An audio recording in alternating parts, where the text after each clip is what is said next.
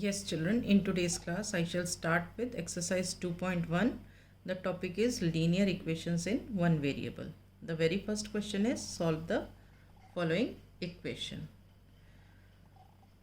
In class 8, children, we shall be solving the equations by the method of transposition. अब ये जैसे ये equation है, ये x2 7 ये सब क्या है, इनको हम बोलते हैं टर्म्स ऑफ द इक्वेशन. ठीक है. Any term of the equation can be transposed from one side to another side. कोई भी टर्म इक्वेशन की ट्रांसपोज हो सकती है from one side to another side, मतलब शिफ्ट हो सकती है from one side to another side by changing the sign. Minus है तो प्लस हो जाएगा, प्लस है तो माइनस हो जाएगा, मल्टीप्लिकेशन है तो डिवाइड हो जाएगा, और डिवाइड है तो मल्टीप्लाई हो जाएगा. जैसे यहाँ देखो, ये -2 है. अगर मुझे इस 2 को इस तरफ शिफ्ट करना है, साइड चेंज हो रही है तो साइन चेंज हो जा रहा है, तो ये -2 जब इधर आएगा तो ये हो जाएगा +2. तो इसको हम बोलते हैं मेथड ऑफ ट्रांसपोजिशन. तो इस मेथड को यूज़ करके हम फर्स्ट एक्सरसाइज के क्वेश्चन सॉल्व करेंगे. ठीक, ये देखो, अब मैंने इसको सॉल्व करना है. तो x is equal to what, ये जो है यहाँ से इधर शिफ्ट हुआ तो ये हो जाएगा 7 + 2. This implies that x is equal to 9. ठीक है. वैसे इस क्वेश्चन में पूछा नहीं गया है कि वेरीफाई करने के लिए, नहीं तो कई बार क्वेश्चन होता है solve the equation and verify. अब अगर वेरीफाई होगा, मैं एक फर्स्ट पार्ट में बता देती हूँ, तो हम यहाँ लिखेंगे वेरिफिकेशन. ठीक है. ये क्या है, ये इक्वल टू साइन है, इस तरफ वाला LHS कहलाता है, इधर वाला RHS कहलाता है. RHS मतलब राइट हैंड साइड, LHS मतलब लेफ्ट हैंड साइड. तो लेफ्ट हैंड साइड में क्या लिखा हुआ है हमारा, x - 2. ठीक. अब हमने x कितना निकाला है, 9, तो हम यहाँ लिखेंगे put x is equal to 9. We get, x की जगह हमने 9 लिखा, 9 - 2, दिस इज़ इक्वल टू 7. और RHS हमारा क्या है, 7. RHS भी हमारा क्या है, 7. तो LHS भी हमारा 7 आ गया, RHS 7 है ही है. तो since LHS is equal to RHS, दोनों बराबर हैं, RHS भी 7 है और LHS को सॉल्व करने पर भी 7 आया, तो हम लिखेंगे हेंस वेरीफाइड. ठीक है. अब हम नेक्स्ट क्वेश्चन पर आते हैं. यहाँ देखो, y + 3 इज़ इक्वल टू 10. 3 इधर शिफ्ट हुई तो ये क्या हो गया, y is equal to 10 - 3. So this implies that y is equal to 7. ठीक है. अब इसमें अगर आपको वेरिफिकेशन करना है तो कैसे करोगे, देखो, वेरिफिकेशन लिख दिया हमने. यहाँ पे LHS क्या है, y + 3 है, तो हम यहाँ लिखेंगे LHS is equal to y + 3. अब y की वैल्यू हमने कितनी निकाली है, 7, तो हम यहाँ लिखेंगे put y is equal to 7. तो ये क्या हो जाएगा, LHS will be equal to 7 + 3, this is equal to 10. और RHS में क्या है, 10. तो यहाँ लिखेंगे since LHS is equal to RHS, ये LHS भी हमने निकाला 10 और RHS भी 10 है, हेंस वेरीफाइड. ठीक है.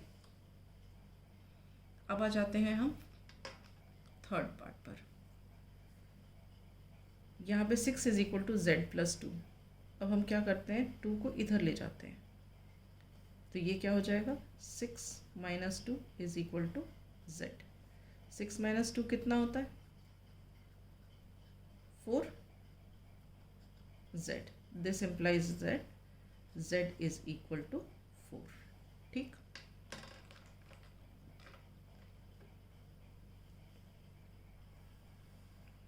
वेरिफिकेशन कर लेते हैं.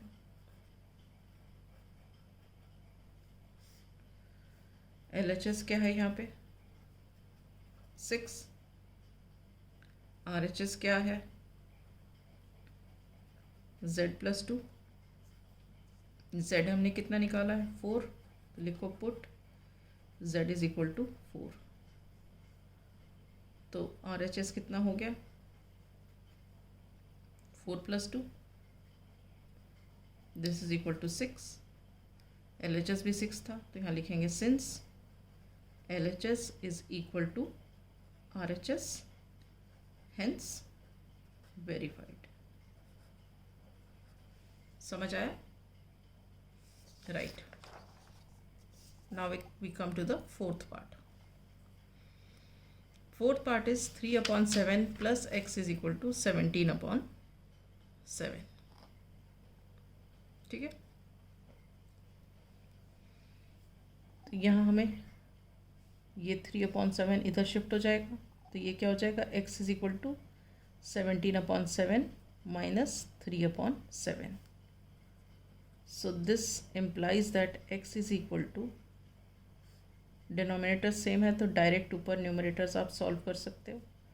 This is equal to 14/7, this is equal to 2.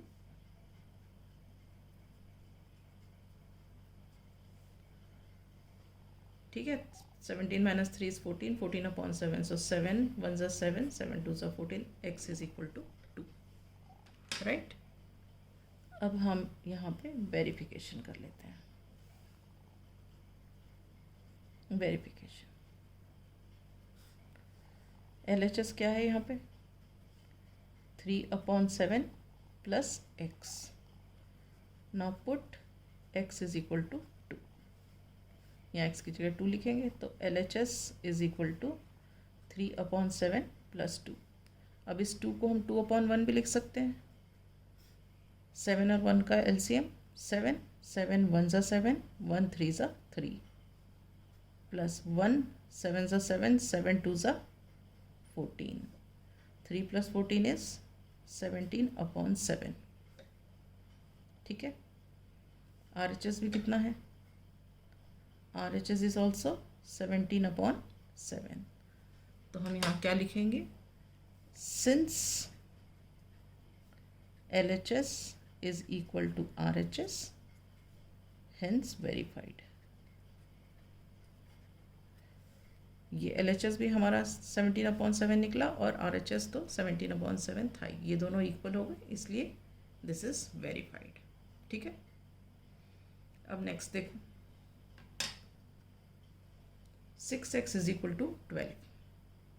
अब 6x का मतलब क्या होता है 6 into x, तो इसका मतलब इधर आएगा तो ये क्या हो जाएगा डिवाइड हो जाएगा.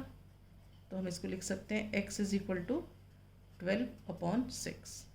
6 1s are 6, 6 2s are 12. This implies that x is equal to 2.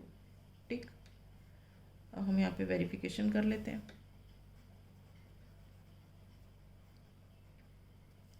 LHS क्या है यहाँ पे 6x. Put x is equal to 2. x की वैल्यू क्योंकि हमने 2 निकाली है, सो LHS क्या हो गया 6x मतलब 6 into 2 विच इज 12. RHS क्या है हमारा 12. तो LHS और RHS सेम हो गए, तो हम यहाँ पे लिख देंगे since LHS is equal to RHS, hence verified. Is this clear? Now we come to this one. अब ये देखो t डिवाइडेड बाय 5 डिवाइड है, इधर जाएगा तो क्या होगा मल्टीप्लाई हो जाएगा. तो ये क्या हो जाएगा t is equal to 10 into 5. This implies that t is equal to 50. हम यहाँ वेरीफाई कर लो.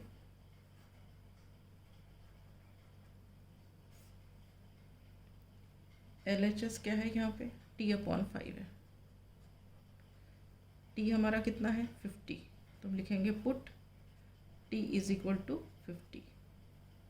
तो LHS क्या हो गया, T की जगह हमने लिखा 50/5। सॉल्व करो, 5 1 ज़ा 5, 5 10 ज़ा 50। सो LHS इज 10। RHS भी देखो 10 है, तो हम यहाँ लिखेंगे RHS इज इक्वल टू 10। अब देखो LHS और RHS सेम है, तो हम यहाँ लिखेंगे since LHS is equal to RHS, hence verified. Is this clear? Right. With this I wind up. In the next class I shall take up the rest of the questions.